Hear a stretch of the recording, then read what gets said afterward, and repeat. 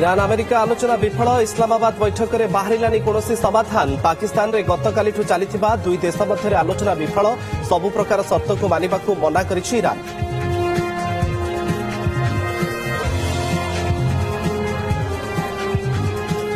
Hormuz স্ট্রেট্রু জীবন বঞ্চাই ফেরিবা পরে নাবিক অଶୋକ ଦୀକ୍ଷିତଙ୍କ ମୁହଁରୁ ଯୁଦ୍ଧର ବିଭୀଷିକା ମଝି ଦରିଆରେ କଟିଥିଲା 36 ଦିନ ଆକାଶରୁ ଖସୁଥିଲା ମିସାଇଲ ଭାତ ଓ ସିଝା ଡାଲି ଖାଇ କଟିଛି 7 ଦିନ। ମାସେରୁ ଅଧିକ ସମୟ ଫସିବା ପରେ ହରମୁଜରୁ ମିଳିଥିଲା ମୁକ୍ତି। ଇରାନର ଗୁପ୍ତ ସମୁଦ୍ର ପଥ ଦେଇ ବାହାରିବାକୁ ଆସିଥିଲା ମେସେଜ।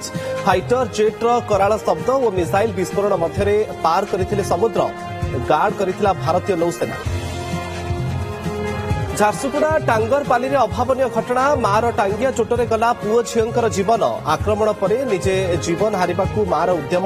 ଅଭିଯୁକ୍ତଙ୍କୁ ଉଦ୍ଧାର କଲେ ସ୍ୱାମୀ ଗୁରୁତର ହୋଇ ବୁର୍ଲା ମେଡିକାଲରେ ଭର୍ତ୍ତି।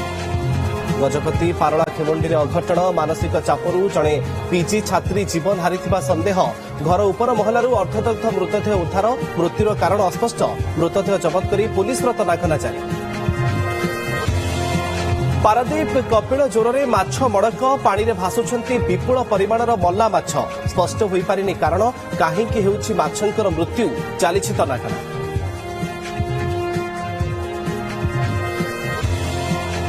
ଗରମ ଗୁଳୁଗୁଳିରେ କଲବଲ ଓଡ଼ିଶା। ଆସନ୍ତା ସପ୍ତାହେ ଯାଏଁ ତାତିରୁ ମିଳିବନି ନିସ୍ତାର। ଆଜି ପାଇଁ 11ଟି ଜିଲ୍ଲାକୁ ଗରମ ଏବଂ ଗୁଳୁଗୁଳି ୱାର୍ଣ୍ଣିଂ। କାଲି ପାଇଁ ବରଗଡ଼କୁ ହିଟ୍ ୱେଭ୍ ଆଲର୍ଟ। 14ରୁ ହେବ ସାଂଘାତିକ ଖରା।